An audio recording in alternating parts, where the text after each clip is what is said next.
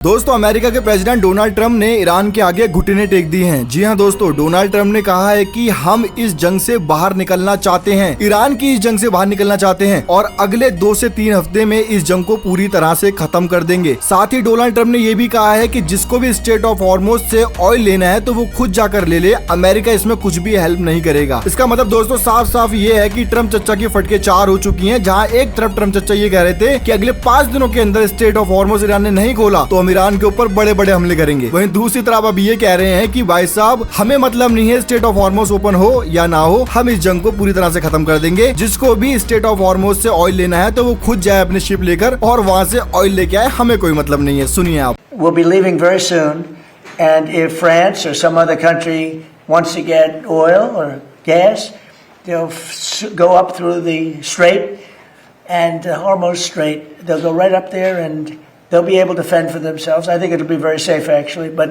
we have nothing to do with that. What happens to the Strait? तो दोस्तों सुना आप लोगों ने, इसका मतलब ये है कि इस जंग के अंदर ईरान की बहुत बड़ी जीत सामने निकल कर आई है और ईरान जो है वो पीछे हटने का नाम बिल्कुल भी नहीं ले रहा था। ऐसे में अमेरिका के प्रेसिडेंट डोनाल्ड ट्रंप को झुकना पड़ा है और इन्होंने पूरी तरह से सरेंडर कर दिया है ईरान के आगे। और ईरान भाई साहब कहाँ पीछे हटने वालों में से है। ईरान ने भी स्टेटमेंट दिया है कि भाई साहब हमारे पास अगले 6 महीने तक जंग लड़ने के साधन है, हम अगले 6 महीने तक जंग लड़ सकते हैं, हमारे पास इतना बैकअप पड़ा हुआ है। ऐसे में दोस्तों अमेरिका ने सोचा कि भाई साहब 6 महीने में तो हमारा देश पूरी तरह से बर्बाद हो जाएगा, 1 महीने में ही अमेरिका के लोग सड़कों पे निकल आए। ऐसे में अगर 6 महीने तक इस जंग चलती है तो अमेरिका का क्या हाल होगा दोस्तों, ये ट्रंप अच्छी तरह से जानता है। हालांकि इजराइल का कोई भी बयान सामने निकल कर नहीं आया है, चूहे की तरह वो बिल में छुपा हुआ है और इस जंग के अंदर उसने अमेरिका के प्रेसिडेंट डोनाल्ड ट्रंप को आगे कर दिया और खुद पीछे हो गया। और ये सुअर हमेशा ऐसा करता है कि जंग छड़वा देता है और अमेरिका को आगे कर देता है और खुद पीछे हो जाता है। लेकिन ईरान के इरादे भाई साहब बड़े पक्के हैं, इजराइल को बर्बाद करके ही छोड़ेगा। तो दोस्तों इस जंग के ऊपर आपकी क्या राय है नीचे कमेंट करके बताओ। हमारे पेज पे पहली बार वीडियो देख रहे हो तो लाइक और फॉलो कर लो यार।